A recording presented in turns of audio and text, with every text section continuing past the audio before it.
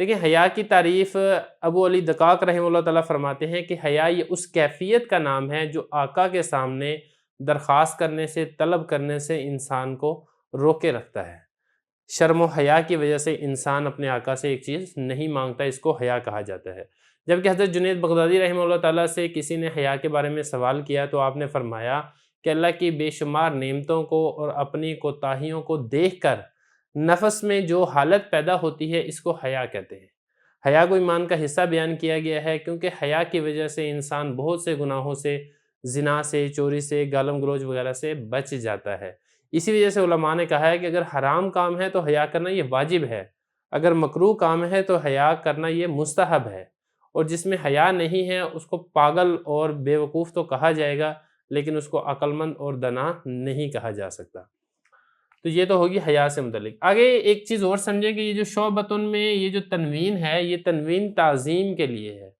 تنوین تعظیم کا مطلب بڑا ہونا بتانے کے لیے ہے کہ حیا ایمان کا بہت بڑا حصہ ہے، چھوٹا حصہ ایمان کا نہیں ہے۔ تو یہاں پر ایک سوال یہ پیدا ہوتا ہے کہ ایمان کے تو اور بھی بہت سے حصے ہیں، تو خاص طور پر حیا کا ذکر کیوں کیا گیا؟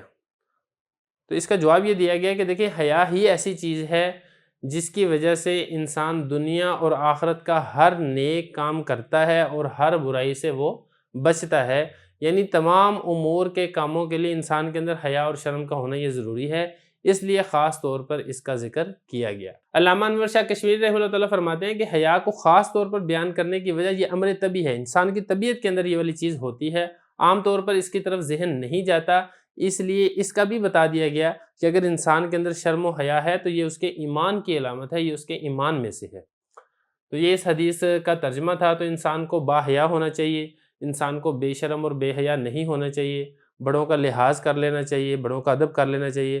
بعض لوگ ہوتے ہیں وہ بہت منہ پھٹ ہوتے ہیں، وہ کہتے ہیں کہ جی ہم تو بڑے صاف گو ہیں، وہ جو بات ہوتی ہے وہ سیدھی کی سیدھی منہ کے اوپر مارتے ہیں، ایسا نہیں ہونا چاہیے۔ دوسرے بندے کا خیال کرنا چاہیے، دوسرے بندے کا لحاظ کرنا چاہیے، بڑے بندے کی خاص طور پہ انسان کو شرم و حیا کرنی چاہیے۔